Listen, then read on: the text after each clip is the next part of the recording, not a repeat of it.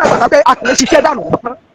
Èmi àti Seyi náà ni àwọn ọmọ sáré ká bá ti rórin kan àgbébọ̀ nìyẹn. Mo rí kinní kan Seyi mọ̀ bọ̀ kinní kan rí bọ̀dá ẹ wá gbọ́ kinní ẹ̀ sáré ṣe bíìtì sí bọ̀dá ẹ wá là ń gbé gbogbo kinní. Gbogbo bíìtì orin láti bẹ̀rẹ̀ mi ni mo ṣe Seyi ló ń pọ̀ bó zorin. Èmi kàn máa ń fún Seyi ní lyrics ni. Segun Wonderfull. Bàbá. Now. Hello. Èyí ń kàn fóòsì ẹ̀yìn ń pìlù sí. Bẹ́ẹ̀ ni mo dẹ̀ máa tún fún lyrics orin gbà mí àwọn ọ̀rọ̀ orin. Àpọ̀ orin. Nínú àwọn orin yẹn ẹjọ́ máa ń ṣe àbí. Ṣé àjọ máa ń ṣe ni? Now torí owó tí ò lọ bó ṣe yẹ kó lọ lẹ́yìn tí sẹ́yìn. Nǹkan tójú mi rí ngbà tí owó yìí ò lọ bó ṣe yẹ kó lọ ojú mi rí mẹ́wàá. Ṣé immediately ẹ gbọ́ mi sà ṣé immediately lẹ kúrò tẹ́ ẹ kúrò lẹ́jọ́ yẹn báńdì Ayéfẹ́lẹ́. Immediately kọ́ ẹ mọ iye ọdún tá a fi jọ wà ní mo kúrò lọ́dọ̀ wọn ní 2011 mo ṣe Goodness of God ní orin tí mo ṣe last lọ́dọ̀ wọn. After 2 years mo ti kúrò lọ́dọ̀ wọn. After 2 years mo ti fi wọ́n lẹ̀ tí àwọn gan òwẹ́yìn mi wò bóyá Ṣẹ́gun ó wà láyé ni o kò wà láyé ni o báwo ló ṣe ń jẹ torí gbà yẹn mo ẹ̀ṣẹ̀ ìyàwó mi ẹ̀ṣẹ̀ bíbé bí gbà yẹn ni wọ́n béèrè wọ́n wádìí ǹjẹ́ bo ní Ṣẹ́gun gan ń gbé báwo Ṣẹ́gun jẹ́ live life wọ́n dẹ̀ ń ṣe tiwọn lọ́wọ́ rán mi. After 2 years yẹn lèmi àti bọ̀dá yín ká ẹ̀ṣẹ̀ wá pàdé ó yẹ sọ fún mi ọ̀nà ó mọ̀ bàjẹ́ bí. Segun Wonderfull. Lẹ́yìn ọdún kejì tẹ́ ẹ̀ ti bá Ajogbajesu ṣiṣẹ́ mọ́. Ṣe mọ́ bẹ́ẹ̀ ni. Ẹ̀kú dẹ́yìn Ayéfẹ́lẹ́. Bẹ́ẹ̀ ni. Ok kì í ṣe pé Ayéfẹ́lẹ́ fi owó àìjáàkì yín. Láyé Ajogbajesu. Láyé. Àwọn tèmi gbọ́ ni mò ń kílẹ̀ àlọ́dọ̀ yín yìí o. Láyé o láyé. Kábìnú o. Láyé. Kì í ṣe wípé owó ni Ayéfẹ́lẹ́ fi kàn yín lẹ́yìn Ajogbajesu. Láyé rárá o. Ẹ bá wọn ṣe mọ́. Mo ti dáwọ́ àti mi ò bá wọn ṣe mọ́ bí ọdún méjì. Ọ̀dọ̀ Ayéfẹ́lẹ́ ti ṣe àfihàn. Bẹ́ẹ̀ ni after ọdún méjì tí mo ti kúrò lọ́dọ̀ wọn tán àwọn ẹgbẹ́ òwẹ́yìn mi wò ni mo ṣẹ̀wá join band Ayéfẹ́lẹ́. Ẹ wá gbé wọn. Adéọlá àná yìí ti wà lábẹ́ àbòtí lọ. Onímọ̀rí pé èèyàn méjì ló kú báyìí. Ṣé Seyi wà níbí? Mo wà níbí. Seyi. Yes sir. Báwo ló ṣe possible? Mo ṣe máa padà gbé Adéọlá àná yìí sì wọlé padà o. Báwo ló ṣe possible kí nǹkan tí ẹ fẹ́ yẹn ó ṣeé ṣe?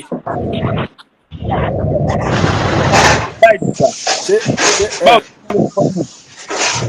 Ẹ rí wòlíì tó jáde tó ní kán lọ wá mi wá mi ò mọ rí sí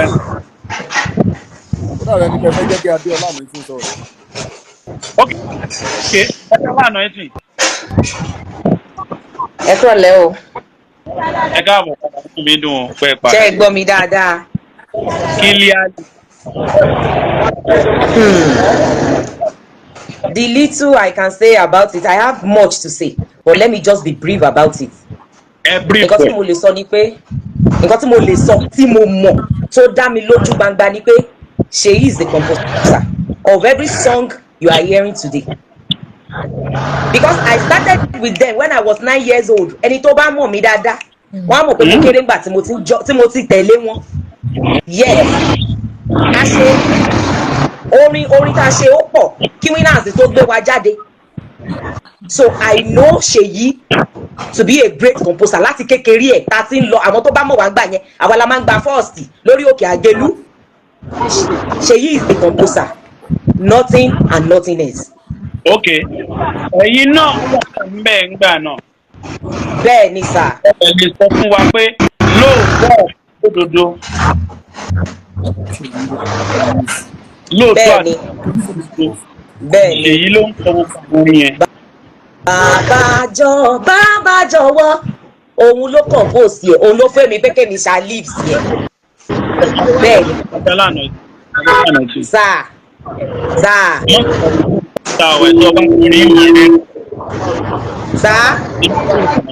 Má kọ orin bí táwa tó bá kọrin mọ rẹ́rìn inú mi ọmọ dùn mo lè máa jó.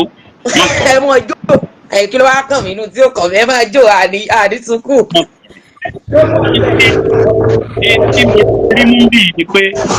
Ibi tí bọ̀dá Ṣẹ́gun wà ní pariwo. Ìgboro mo wà. Ẹ bá ẹ mute lọ́dọ̀ yìí. Bẹ́ẹ̀ ni ẹ mute ẹ̀. Ẹ wojú kíní yẹn kẹ́ mute ẹ̀. Now, all right. ibi tí mo lọ ní o. Èyí Ajogbajesu sọ wípé kí ẹnìkan máa kọ orin.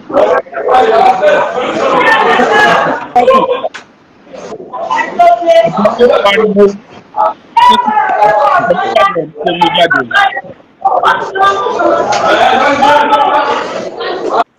Adéọlá àná mo gbọ́ yín o. ìyá tó ti kúrò nínú báǹdì yẹn. Sá. Ṣèyí Ajó ti kúrò nínú báǹdì yẹn. Ok.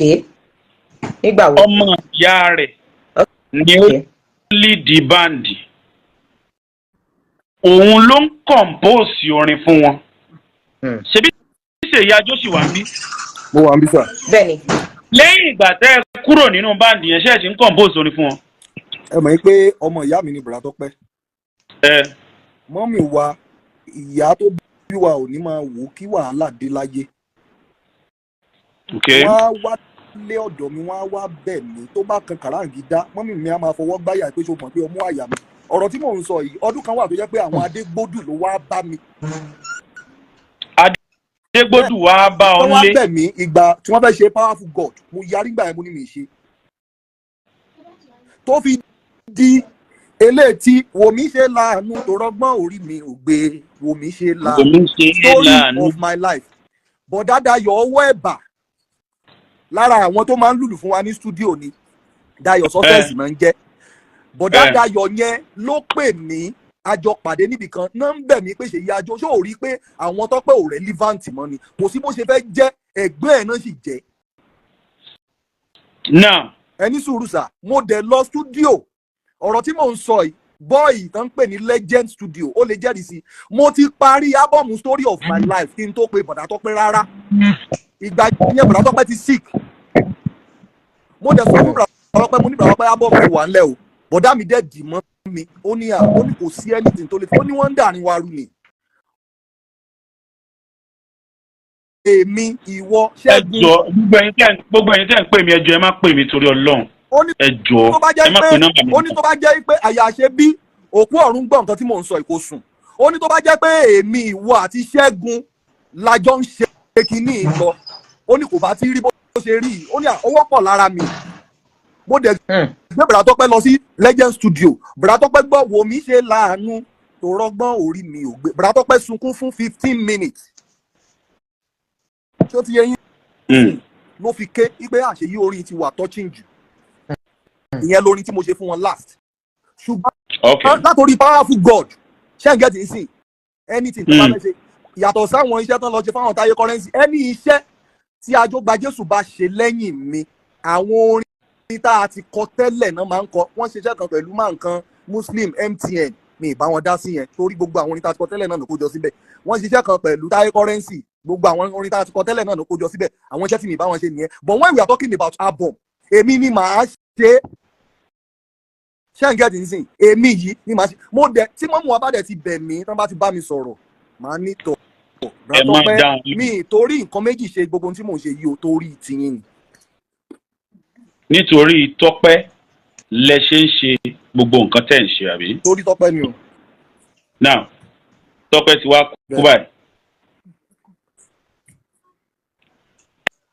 Ẹ sì sínú báǹdì wọn ok tí mo fẹ́ clarify gan nìyẹn ẹ sínú báǹdì ẹ̀yin lẹ fún wọn láwọn orin yẹn ẹ dẹ̀ fún wọn copyright ẹ pé mo fún yín pátápátá.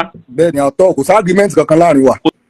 Kò sí agreement ẹ gbowó. Kò sí agreement kankan láàrin wa. ẹ lórin bá. Sá. Ẹ̀yin náà lẹ lórin. Èmi náà mo lórin kò sí agreement kankan láàrin wa òun ló jẹ́ kí n sọ wípé àwọn orin tó jọ mọ́ orin tèmi kẹ́mì kejì yẹn mọ̀ wulẹ̀ kó mọ̀ dé díẹ̀ mọ́ rárá. Ẹ wá máa gbọ́ mi Adéọlá àná ìsìn. Èyí tí wọ́n ń sọ ìṣó possible. Kò possible àdúrà ṣe yìí. Kò possible.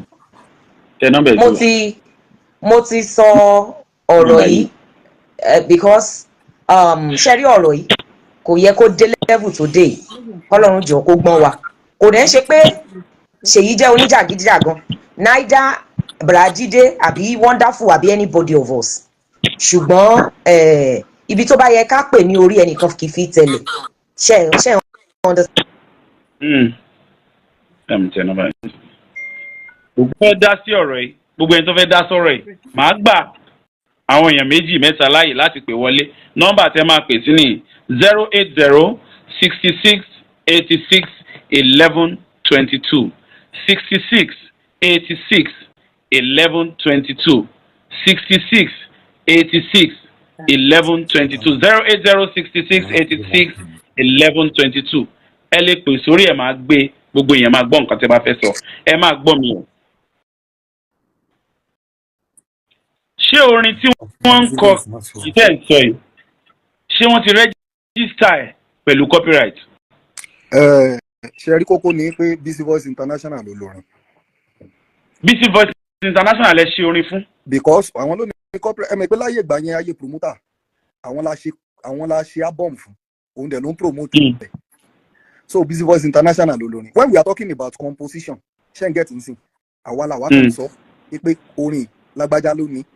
Ẹni tó dẹ̀ jẹ́ Ọ̀túnba Bísí Gbádébọ̀ náà àwọn náà wo nǹkan tá à ń sọ lọ́wọ́lọ́wọ́ báyìí wọ́n rí wọn tí wọ́n ti join live yẹn báyìí. Ẹ jọ̀ọ́ ẹ bá mi dúró ẹnìkan ń pè lọ́wọ́ lórí ètò yìí. Orúkọ yín ibo lẹ ti ń pè o, ẹ ti wà ń bẹ̀. Hello. Ẹ bá mi yí ibi tẹ́ ti ń gbọ́ Facebook wa ẹ bá ti gbọ́ program yẹn yí lẹ̀. Mo ti ń gbọ́ yín, kí lorúkọ yín ibo lẹ ti ń pè? Ẹ máa kú ètò. Ẹ ṣeun. Ìdòwú lórúkọ mi o. Ìdòwú. Bẹ́ẹ̀. Ok, à ń gbọ́ yín. Ẹ ló ṣe ń gbọ́ mi. À ń gbọ́ yín, à ń gbọ́ yín. Ìdòwú tí gbogbo ayé mọ̀ sí Santana ló sọ. Ìdòwú Santana ló ń sọ̀rọ̀ yìí, ok. Ẹ kú ètò mo kàn wo program yẹn mo kàn já sí program yẹn mo wá wò pé mo wá rí ọ̀rẹ́ mi ṣe àti ogun ẹ̀yìn náà. Kò ní bàjẹ́ lágbára Ọlọ́run. Àmín. Àwọn ọ̀rọ̀ tí Seyi àjọ sọ yẹn àwọn ọ̀rọ̀ yẹn tìpù gan-an and wọ́n bá ní èèyàn náà lè sọ nípa Ajogbajesu I think 15 years ago ní I can still say something soon. Because èmi àti wọ́n jọ ṣe orin papọ̀. Èmi àtàwọn Ajogbajesu yìí àjọṣorin papọ̀ ní 15 years ago. So àdè ní èmi àti Seyi àjẹ́ ibẹ̀ náà láti pàdé. Mo dẹ̀ rántí pé alẹ́ ìjọ tí ó kù ọ̀la táwọn máa ṣe orin yẹn táwọn máa lọ sí studio wọ́n náà jù wá sí hotel. Ṣé ẹ̀ ń gbọ́ mi ṣá? Mo ń gbọ́ yín. Wọ́n náà jù wá sí hotel. Nígbà tó wá lọ́ọ́ jù wá sí hotel yẹn àwọn abéèrè lọ́wọ́ mi pé mo fẹ́ picture àwọn Ajogbajesu kíkọ́ kíkọ́ orin ká fẹ́ kọ̀dà. Mo lébi ò máa lórin èmi ò máa múrin wá. Mi ò máa múrin wá. Seyi èmi àti Seyi lájọ ṣe orin yẹn láti òkè délẹ̀ mo lè sọ pé Seyi ṣe 80% nínú ẹ̀. Yóò kú ọ̀la. Seyi ló ṣe. Àbẹ̀nú èmi àti Seyi lájọ ṣe bọ̀ mo lè sọ fún pé Seyi ṣe 80% of the whole ìjú ọpẹ́ yẹn ló kọ́kọ́ introduce ǹjẹ́ mi lè sọ pé tó kọ́kọ́ introduce mi ṣáájú ṣá. Ìjú ọpẹ́ Ìdòwú Santana featuring Ajogbajesu twins. Sọ̀rọ̀ mi yẹn. So àwọn nǹkan báyìí lórí social media mi ò kì í sábà tàbí àwọn nǹkan báyìí. Bọ̀ tí mo bá rí nǹkan tó jọ mọ́ the name Ajogbajesu àbí Seyi tí mo bá lè jáde kí n sọ̀rọ̀. Èyí ó dàbí abara múri jẹ. Àwọn bọ̀dá tó pẹ́ tó ti fi ẹ̀kan ẹlẹ́dàá àwọn kan ó máa bínú sí wọn. Santana olórin ni yín ọlọ́dẹ gbà fún yín ọlọ́run kẹ́yìn. Seyi ń rìkwẹ́ẹ̀sì pé kí wọ́n má kọ orin òun mọ́ kí wọ́n sì má jẹ́ orúkọ màmá òun mọ́ tí ń jẹ́ Ajogbajesu. So possible. Ṣé Seyi wà bẹ́ẹ̀? Seyi wà lórí fóònù. Seyi wà bẹ́ẹ̀. Ok. Ṣé rí àwọn èèyàn máa ń dé stage kan ní láìpẹ́ nítorí pé bàbá nǹkan tó bá wà ní èèyàn á sọ. Bẹ́ẹ̀ni. Èèyàn ṣé ń gbọ́ mi? À ń gbọ́ yín. Ṣé rí mi ti dé stage kan láìpẹ́ mi rẹ́ pé either you like it or not tí bá bá èso tọrọ tó bá wẹ̀ tó bá gbọ́ wàhálà tí ẹ̀ wà dẹ́gbẹ́ ìwà lọ́mọ. Èmi ò sí ní ẹni tó fẹ́ lọ tọrọ owó àbí tọrọ oúnjẹ lọ́wọ́ anybody. But you know Seyi is my very good friend and mo lè sọ fún yín pé gbogbo ohun tó ń sọ yẹn kò sí rọ́ọ̀bẹ̀ o bọ́ sórí Ṣèyí pé kọ́ máa jò kọ́ nímọ̀ yẹn èmi kàn máa sọ fún ẹ pé kó kàn lókèwé. ok. lókèwé bíi pé mi ò mọ ibẹ̀ sọ̀rọ̀ yẹn ẹ̀ pé kọ́ máa kọrin yẹn mọ̀ yẹn kọ́ máa kọrin yín mọ̀ yẹn tẹ̀ ìwọ fílẹ̀ tó lọ́hùn tọ́ máa ṣe ń kọrin yẹn wọ́n polongo Ọlọ́run nínú ayé ẹni. Bọ́dà mi èèyàn tí ò fẹ́ rí mi tó ń bá mi ṣọ̀tá tí ò dẹ̀ fẹ́ rí ìyá tó bí mi lọ́mọ. ìwọ ókè Ṣèyí ìbájọ wà lórí live on film báyìí mo bá àwọn èèyàn gbọ́ mi. lórí ẹ̀ níwájú Ọlọ́run àtẹ̀yàn ẹ rí pé mi ì sọ nǹkan kan láti jọ ẹ̀ tí ò bá ń ṣe wípé wòlíì yẹn tọ́lọ́run kan lò tó kàn pè mí jáde. kálàyé yẹn ṣe dáadáa ni tó bá ṣe dáa even though kéèyàn máa ṣojú ayé kò ṣe dáadáa lójú ayé Ìbàràtọ́pẹ́ kò dẹ̀ ṣe dáadáa lẹ́yìn Ìbàràtọ́pẹ́ jẹ́ kí Wonderfull sọ̀rọ̀ tán ó ní àwọn pọ́ìntì kan tí mo fẹ́ kí Wonderfull sọ tí Wonderfull sọ ó dẹ̀ dùn gan. ariwo pọ̀ lọ́dọ̀ Wonderfull ni. ẹ ti gẹ́ ẹ̀ ní sìn. mr ní visitors. mo ń gbọ́. ṣe yájú. bàbá mo wà ń bí. tàǹtánà. bàbá ṣe ń gbọ́ mi. mo ń gbọ́. ṣe yí Ọlọ́run ti jà fún ẹ o kò dẹ̀ sí bí èèyàn ṣe fẹ́ jà kàkà àlàyé yìí èèyàn lè jà tọ́ lọ. kí onígbàgbọ́ Ọlọ́run ti jà fún ẹ dá Ọlọ́run ti jà fún ẹ èyí Yorùbá kàn ní pé kò kò fi wọ́n lẹ̀. bọ̀ ìkọ́tẹ́ mi jáde kí n tẹ́ mi torí ẹ̀ jáde ni wípé àwọn èèyàn kan mo máa ń wà láì gbà mí nígbà tí ọ̀rọ̀ ẹ ṣẹlẹ̀ àwọn èèyàn kan sọ pé bóyá irọ́ mi bí a ṣe ìkọlùkọ ni kìíní kan kẹrin kan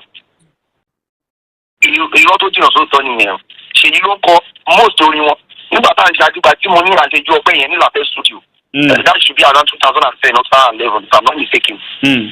àwọn Ajogbajesu ṣe ábọ̀mù kan náà nígbà yẹn mi ìmúlùkọ ábọ̀mù yẹn but Ṣèyí ló ṣe òtún ìwọ̀n ẹ̀ṣùgbọ́n. so nǹkan tẹ́lẹ̀ kan tí a láti jáde wá sọ pé gbogbo oríṣi ìṣọ yẹn kò sí ọmọ tó bá yẹ pé ló pa ni àwa máa sọ pé ọ̀gbẹ́ni ló pa. òótọ́ ló sọ pé tí wọ́n bá sọ pé ta ló kọ̀ gbogbo olùkọ̀ tó jáde. aṣíwájú jọ̀ǹtọ́ Ọlọ́run má bínú pé mo pọ̀rọ̀ mọ́ ẹlẹ́nu mo fi Kristi bẹ́ẹ̀ bí mo ṣe ṣiṣẹ́ tó kí torí ẹ̀ ni mo ṣe ń tẹnu mọ́ kàndánù rẹ̀ sì yẹn mo fẹ́ káwọn èèyàn gbọ́ bí mo ṣe gbìyànjú tó bọ̀dẹ̀ Ìbàràtọ́pẹ́ premature orí tí mo gbìyànjú láti sẹ́ndì kàndánù ìdúró tí tọ́pẹ́ Ajogbajesu nìyẹn ẹ máa gbọ́ mi o now gbogbo benefit gbogbo everything gbogbo oríyìn ẹni yóò tún wá lè jẹ́ kó yí àwọn èèyàn pé ẹni sùúrù o ẹ farabalẹ̀ o àbúrò Tọ́pẹ́ tó kú òun ló ní gbogbo orin yìí o tẹ́ ẹ bá ti ń credit mi ẹ máa gbóríyìn fóun náà o mọ́ so láti ìgbà tí olóògbé yìí ti kú ṣé ń gẹ́dì nísìn àwọn tó jẹ́ Ajogbajesu family gan tó jọmọ ìyá tó jẹ́ Ajogbajesu látòrí èmi Dayọ̀ Wálé àtàjọkẹ́ àti ìyá Ajogbajesu gangan fúnra ẹ̀ tó ní interaction kankan pẹ̀lú wa. now èmi á wá jókòó màá máa wo gbogbo iṣẹ́ tí mo ti ṣe èèyàn kan wá máa jẹ́ tí òun sọmọ ìyá mi tí òun sọmọ bàbá mi tó dẹ̀ jẹ́ pé òun gan ló ṣokùnfà bí gbogbo Ajogbajesu yìí bó ṣe flop òun àtàbúrò tiẹ̀ wọ́n rẹ́ o wọ́n lálẹ́ láàrin èmi àti ẹ̀gbọ́n mi lójú kú ẹ̀gbọ́n mi débi pé èmi àti ẹ̀ ò rẹ́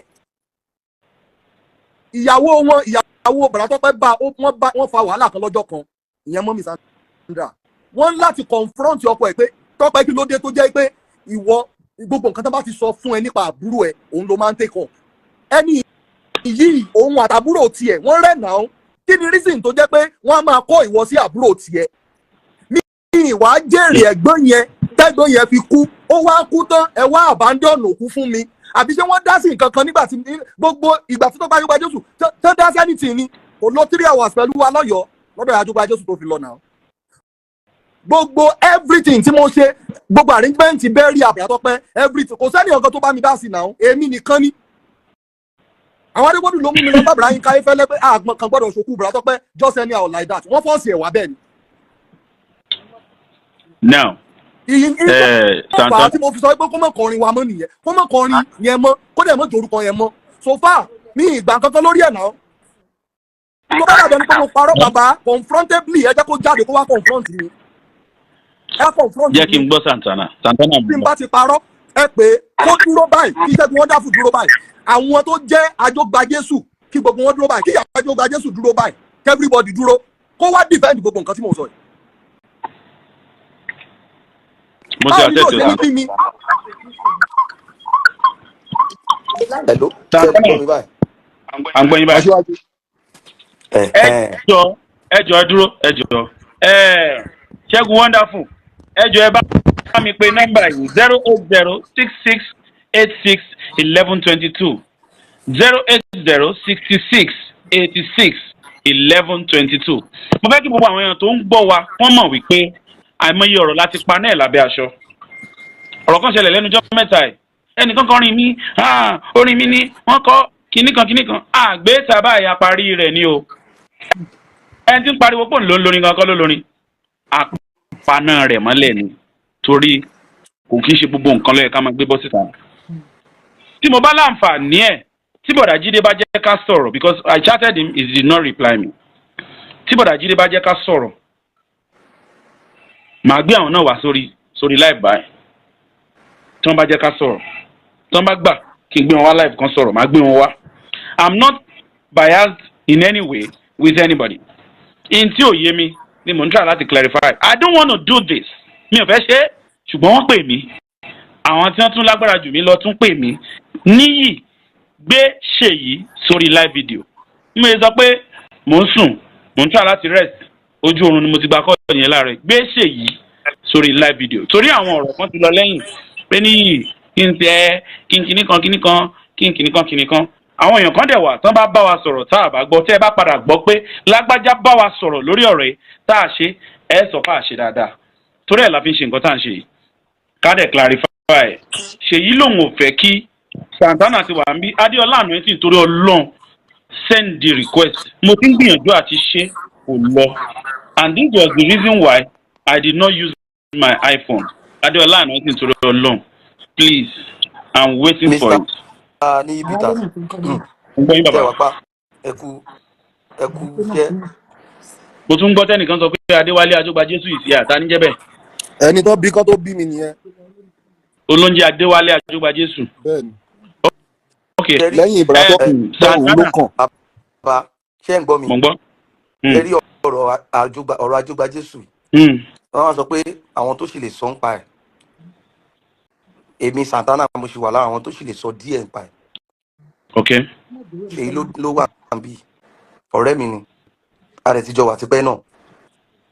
a lot of things wà tó yẹ pé ó ń ṣẹlẹ̀ tó ti ń ṣẹlẹ̀ underground for years. ṣé ń gbọ́ mi. kí bọ̀dà tó pẹ́ yẹn tó kú. lórí ẹ̀ pé ó ní nǹkan tí mo máa ń bá ṣe ìsọ̀ngbà yẹn. lórí àwọn ọ̀rọ̀ yẹn. ṣe rí bàbá èmi believe ọkàn lé ayé yìí pé kéèyàn jẹ́ kí Ọlọ́run jà fún yàn. ṣó ń gbọ́ mi ṣé ń gbọ́ mi bàbá. ṣe yí ṣọmọ pé ẹni tó lòun wá ẹ prophet tán láwọn ń wá ẹ yẹn ṣó mọ̀ pé Ọlọ́run ló jà fún ẹ débẹ̀ ó mọ̀ pé ìwọ nìkan kọ́ ló wà láyé ṣó mọ̀. bọ̀dá Jídé tá à ń dárúkọ yìí wọ́n ṣe sọ pé àwọn ń wá Jídé Ajogbajesu why your name why you are you getting me. Tayo King. ṣó ń gbọ́ mi ìtumọ̀ ẹni wípé Ọlọ́run ti dé fún ẹ. Ọlọ́run bá dẹ̀ ti dé fún yàn nǹkan téèyàn máa ń nílò jù òun ni sùúrù. bẹ́ẹ̀ni. ṣe 15 years ago 16 years ago o mọ bí mo ṣe máa ń bínú àbò mọ̀. ṣé o mọ̀ down. bẹ́ẹ̀ni mo mọ̀. ṣé mo máa ń bínú bẹ́ẹ̀ mọ̀ bàbá no that time no dey again because Ọlọ́run ti ń ṣàánú èèyàn so tọ́lọ́run bá ti ń ṣàánú ẹ o ní láti àwọn nǹkan míì wà tẹ́ pé o ní láti sọ ẹlòmíà sọ nǹkan míì ń pa mí sìn tó yẹ pé màá gbọ́ wọn ní lágbájá kan sọ báyìí ẹ wo ẹ filẹ̀ torí pé Ọlọ́run ti jà already so tọ́lọ́run bá dẹ̀ ti jà fún ẹ o lè jà ju Ọlọ́run lọ. Mr. Niyi Peters why tí prophet tó ń sọ pé àwọn ń wá Ṣèyí Àjò why not Jídé Àjò. the brand Ajogbajesu àwọn tó ń gbé lọ́wọ́ jù is Tọ́pẹ́ and Jídé náà gbé lọ́wọ́ jù do ìwọ behind the scene ìwọ wà ń gbà yẹn. wọ́n ní silent tó dẹ̀ support wọn. silent pillar. bàbá pílà ńlá ni o mo mọ nǹkan tí mò ń sọ o bàbá pílà àwọn bọ̀dà Tọ́pẹ́ àti Bùràjídé wọ́n máa ṣe fàájì tó bá fẹ́ ṣe níbi tí wọ́n bá ti jẹ́ tó bá fẹ́ ṣe àbọ̀ wọ́n máa lọ máa ṣe fàájì Ṣèyí ló máa gbé ìwé síwájú kò ń ṣe pé wọ́n sọ fún mi tí mo mọ̀ ní I'm saying what I know kò ń ṣe tí wọ́n sọ fún mi pé mò ń sọ àrò bóyá àgbọ́sọ ọ̀rọ̀ pé wọ́n ní lágbájá kan sọ pé no ní tèmi mọ̀ ni mò ń sọ. ok sọ̀rọ̀ mi yé yín. ìmọ̀ràn wo lẹ̀ ń fún Ṣèyí báyìí. ìmọ̀ràn tí mò ń fún Ṣèyí ò ju wípé Ṣèyí Ọlọ́run ti jà fún ẹ. mo understand nǹkan tó mo understand bàbá ṣe rí nǹkan tí Ṣèyí ń tà láti ṣe yìí tó bá jẹ́ pé normal àṣẹlẹ̀ rárá èèyàn máa ṣe o. èèyàn máa ṣe àṣẹlẹ̀ rárá normal pé bá ṣe jẹ́ èèyàn. gẹ́gẹ́ bí èèyàn iṣẹ́ tí mo ṣe tó jẹ́ pé báwo lójú ayé mi láìkú lẹ́lòmíì ṣe máa gba glory ẹ̀. We are all human beings and blood runs in our veins. Santana. Ṣé ń gbọ́ mi? Santana. Yeah, baba. Advice torinu. Advice torúkọ ńkọ́. Iṣẹ́ rí méjèèjì ni mò ń try láti sọ fún Ṣèyí pé bàbá mi fìjà fún Ọlọ́run jà. Sórí pé kán má jẹ́ Ajogbajesu. Ṣebí mo sí yín ló ń jẹ́ Ajogbajesu. Bẹ́ẹ̀. Wọ́n ń polówó orúkọ yín lọ for free ni now. Ó ti gbàgbé ni. Bẹ́ẹ̀. Táwọn gan fúnra ara wọn bá tó bá ọlọ́run inú like I'm sorry to say like it's not even possible for him kò possible fún Bùràjídé money láti change orúkọ yẹn tó bá yẹ kó possible fún wọn gan àwọn gan máa fẹ́ change ẹ̀ o get nǹkan tó ń sọ because ẹ̀yin náà iṣẹ́ ẹ̀yin náà ń polówó lọ náà ṣé ẹ̀ mọ̀ ni orúkọ yìí anywhere tó wọn bá dárúkọ ní Amẹ́ríkà tó bá sọ pé Jídé Ajogbajesu rántí pé orúkọ yín yẹn orúkọ mọ́mí yín yẹn orúkọ church mọ́mí yín yẹn náà náà sì ń polówó lọ so Ọlọ́run ti dá ẹ lọ́lá òun ṣe dáadáa lórí ọwọ́ ẹ you are okay on your own òun ìyàwó jẹ́ ṣe bí wọ́n là ń wò yìí ẹ̀bẹ̀ mi like 1 or 2 people lórí live video wọ́n máa mọ̀ ẹ́ náà if you are not okay tó bá jẹ́ tí ìyà ń jẹ ìyà ń jẹ ẹja dáwọ́ lé fún ọ ìyẹn ò sí lọ́rọ̀ ẹ òun gun mọ́tò òun ní studio lọ́fíìsì so tó túmọ̀ sí pọ́lọ́run ti jà fún ẹ just leave it for God ìjọ tálánù tí ẹ bá máa locate ẹ kò ní sọ pé ẹni ọ̀dà Ajogbajesu a ní Ṣèyí Ajó yẹn gangan ní kẹ́ni ẹ bá mi wá bí máa yẹn ṣe sọ Ṣèyí yẹn ló máa dárúkọ tó bá dẹ̀ dárúkọ Ṣèyí ṣé Bùràjídé máa jáde ni so kí wàá lóde tó fẹ́ máa jà fún rẹ Ọlọ́run jà fún ẹ ìwọ ní kọ́ Ọlọ́run má jà mọ́ ìwọ fẹ́ jà tó lágbára tọ́lọ́run ni. Santana, thank you so much for ọmọ yìí àwọn tó ń kọ orin tó ní wọn ò blow ìyẹn ń kọ́ tó ń ra ìtòrin tó ní wọn ò blow so kó kọ́ ó blow orí ọ̀fẹ́ àánú Ọlọ́run ni Ọlọ́run ló fún ẹ ṣe so just leave everything for God mo believe pé Ọlọ́run wà lẹ́yìn ìgbà tí Ṣèyí máa tó máa rí Ṣèyí gangan ò fẹ́ kọrin bí nǹkan tó ń sọ lẹ́ẹ̀kan gbogbo nǹkan tí Ṣèyí ní ni Ṣèyí fẹ́ fi support the brand Ajogbajesu ẹ bá fẹ́ gbọ́ lé ni yes Ṣèyí ò fẹ́ kọrin wàhálà ló ń jẹ́ kí Ṣèyí lọ kọrin yes Mr. Niyi Ṣèyí ò fẹ́ ṣe kí ni Ṣèyí ò fẹ́ kọrin o Ṣèyí kò fẹ́ máa ó kò fẹ́ ẹ lè understand ó kò fẹ́ máa fi gbogbo ẹ̀bùn tó ní máa fi sin àwọn ẹ̀gbọ́n ẹ̀ ni o wàhálà ló jẹ́ kí Ṣèyí máa kọrin àwọn kan ní pé àwọn suggest kí Ṣèyí fight for his right tó bá fight ó lè fight tọ́lọ́run Ọlọ́run ló ń jà fún ẹ man bro I'm just advising you I can't say you must take to my advice this is just a brotherly and friendly advice I'm your friend I'm a brother I'm just advising you so tó bá ń wọ̀n ló lè ṣe o but in tí tó bá jẹ́ mi in tí máa ṣe nìyẹn torí pé Ọlọ́run ti jà fún ẹ. orúkọ yín o ẹ̀ka àtúntà ló sọ̀rọ̀ yìí. ìfọ̀ àti inú mi dùn pẹ̀lú nǹkan tí ẹ̀ ń pílẹ̀ lọ́sàn-án nǹkan inú mi dùn. kí mo advice ní kọ̀wé fún bẹ̀rẹ̀ ṣe yìí pé kán calm down Ọlọ́run ti jà fún bí Santana ṣe sọ. so ẹ mọ̀ tọ́lọ̀ bá dẹ̀ ti gbèjà rí tó yóò máa láì sọ́nsọ̀ ẹ̀ gan mo gbọ́. ẹ̀yin náà ti gbọ́ tẹ́lẹ̀. mo dánú ìdòrè ní ọdún màá mo gbórin yẹn. ó ti gbọ́ tó gbà wo. àbí ẹ wo bẹ́ẹ̀ orin tó ṣe fún bùdáyé káńtà ẹ̀ tí sólà wà ń bẹ́ẹ̀ àti kí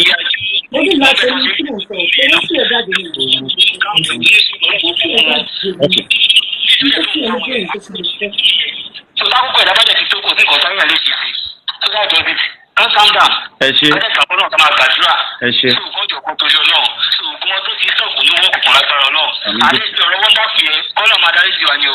Èmi kọ́ ní gbogbo yàgò dàyìn ká fi owó ẹ̀ntáìsì. Ìtẹ́mi náà gbọ́ ni pé owó ni wọ́n fi ẹ̀ntáìsì Wonderfull kó lẹ́yìn Ajogbajesu. Bá sọ fún yín ọ̀gá ti bá sọ fún yín pé mi ò pé mi ló gbọ́ pé owó náà fi ẹ̀ntáìsì irọ́ mo pa. Èmi náà gbọ́. Owó èmi ò gbé báyìí ká fi gbé wọn kúrò lẹ́yìn wọn láì mọ̀ pé oníkọ̀ọ́ tó ṣe lọ́dà grand. Bọ̀wọ́ ẹ ṣáàjẹ́ ká máa dúpẹ́ táìpọ̀ pé wọ́n sì ṣe dáadáa mo rí ìdùn ẹ̀rí wọ́n dá sí onímẹ̀jẹ̀dùn so ẹ bá mi bẹ̀rẹ̀ pé kọ́ má bínú pé kọ́ gbójú kúrò mẹ́ẹ̀kan gbà. Mr. Niyi.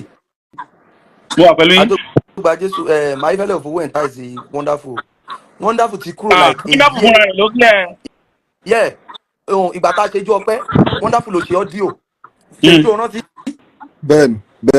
Wonderfull ló ṣe ọ́díò. Nígbà tá a máa ya fídíò náà lọ mú ọmọ yẹn wá because Wonderfull kúrò lọ́dọ̀ àwọn Ajogbajesu báyìí. Bẹ́ẹ̀ni. Wonderfull ló ṣe ọ́díò. Bí a bí èyí ẹ̀ tí Wonderfull gan ti kúrò kó tó lọ sọ́dọ̀ ojú èyí ẹ̀ lọ. Yes, àwọn yàtì sì wà lẹ́yìn Ayéfẹ́lẹ́ tí Wonderfull ti kúrò. Ẹ má pè nọ́mbà mi. Ẹ má pè nọ́mbà mi. Nọ́mbà yìí 08066. Àbí bóyá mò ń fa wàhálà. Àbí ẹ jẹ́ kí n gbádùn wọn wálẹ̀.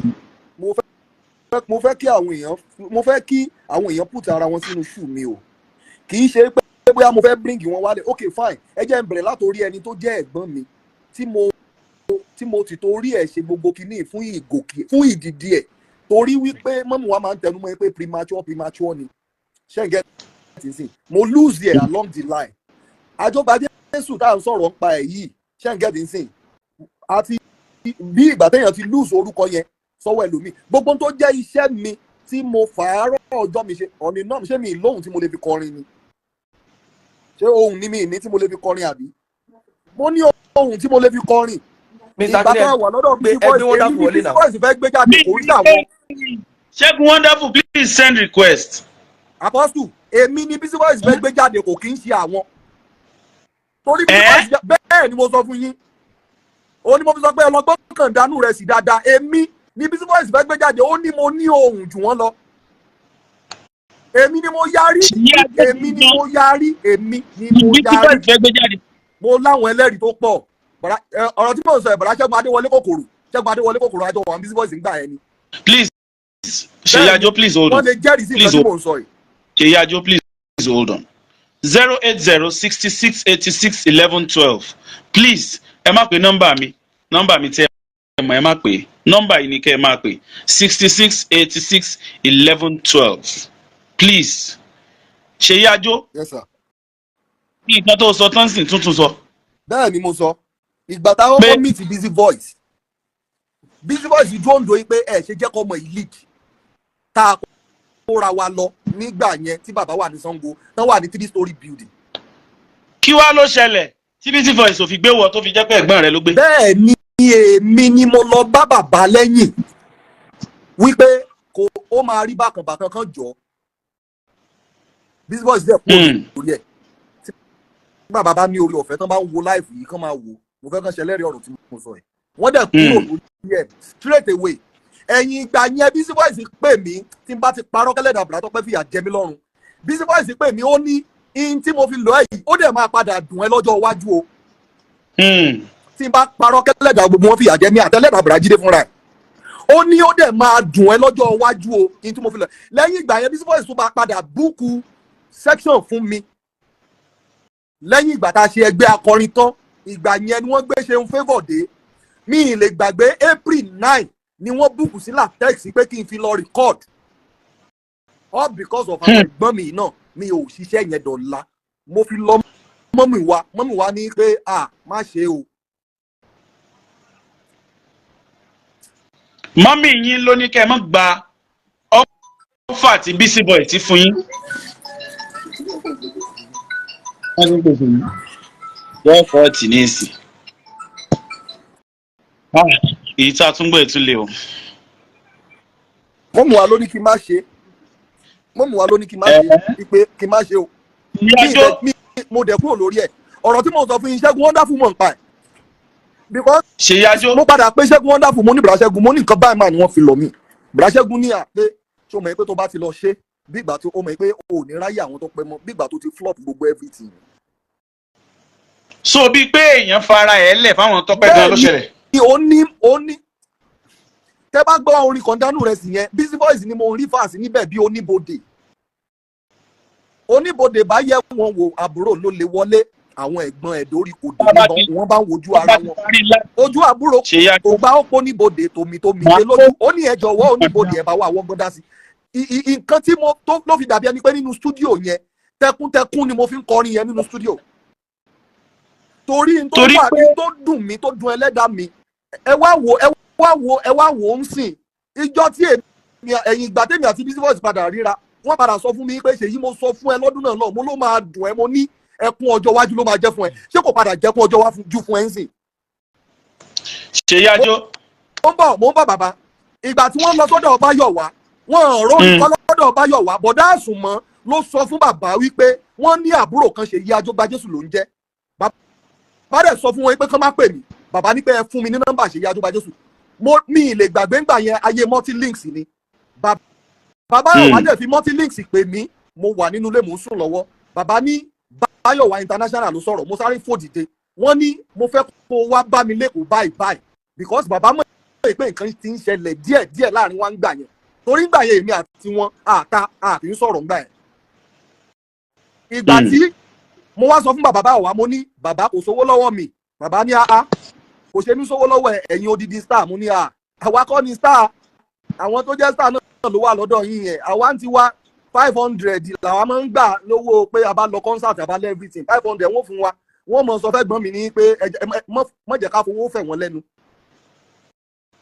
bàbá dẹ̀ sẹ́ndì káàdì mi lè gbàgbé lọ́dún náà lọ bàbá Báyọ̀wá sẹ́ndì glow káàdì 4,000 naira sí mi glow káàdì yẹn ni mo lọ tà ni mo fi wọ mọ́tò lọ sí Èkó tí mo lọ bá wọn ní Mada Barracks ní Sábó Yàbá níbi tí Báyọ̀wá ń gbé ńgbà yẹn tí a fi kúrò lọ́dọ̀ Báyọ̀wá bàbá máa ń bá mi sọ̀rọ̀ wọ́n nà wọ́n ni bàbá ò kí ń jẹ́ kí wọ́n ìṣọ́ọ̀tì bí mo ṣe wọlé tí mo kàn wọ́n báyìí tí mo rí gbogbo wọn àti Ṣẹ́gun Wonderfull àti àwọn Bùrà Tọ́pẹ́ o àti Bùrà Jídé o mo bá ọgbọ́n wọn lórí chair mi ò kí wọ́n gan mo kàn lọ jókòó straight ni bàbá Báyọ̀wá ló bá mi sọ̀rọ̀ ló bá mi ọjọ́ tí bàbá Báyọ̀wá gbé ọjọ́ yẹn ni bàbá fún mi ní iṣẹ́ ẹ̀rín ayọ̀. ẹjọ Ṣèyí Ajó ẹdúró ẹjọ gbogbo ẹ̀yin tẹ́ ẹ bá mọ Bọ̀dá Jídé Ajogbajesu ẹ sọ fún wọn pé kán join life yìí mo fẹ́ háàdì wọn kí gbogbo ọmọ Nàìjíríà gbọ́ ọ̀rọ̀ lẹ́nu wọn mo ti chat wọn pé ọ̀rọ̀ wà àwọn reply mi o wọn rẹ̀ ọ̀pọ̀ ní 08066861122 nọ́mbà tá a kọ tẹ́lẹ̀ 66861122 ọ̀yá bá ń tún kọ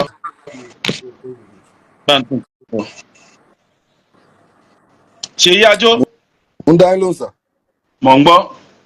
so ìgbà yẹn bàbá máa ń dá mi pè ní bàbá Báyọ̀wá á bá mi sọ á ní ṣàfọkànbalẹ̀ má wọrí ní tiẹ̀ anything tí bàbá bá fẹ́ ṣe fún mi bàbá máa ṣe fún mi separately. because there was a time tí bàbá yẹn gan sọ fún wọn pé ẹ nírú ọmọ yìí ẹ mọ nǹkan tẹ ẹ ní ẹ nírú ọmọ ẹ nírú nǹkan báyìí ẹ tọ́jú ẹ. ṣé n get mi sà. Mr. Peter yẹn lè gbé Bùrà Táyọ̀ wọlé Táyọ̀ King. ẹ̀yìn ìgbà yẹn gan ó sì láwọn iṣẹ́ tí bàbá gan gbé fún mi yẹn níṣòro ó sì láwọn iṣẹ́ tí bàbá gan gbé fún mi lẹ́yìn ìgbà yẹn. ẹ dúró ẹ jẹ́ kí n gbé kọ́. hello. hello ẹ̀rìn jìnnà kúrò níbi Facebook yẹn. orúkọ yín ibo lẹ ti ń pè yìí.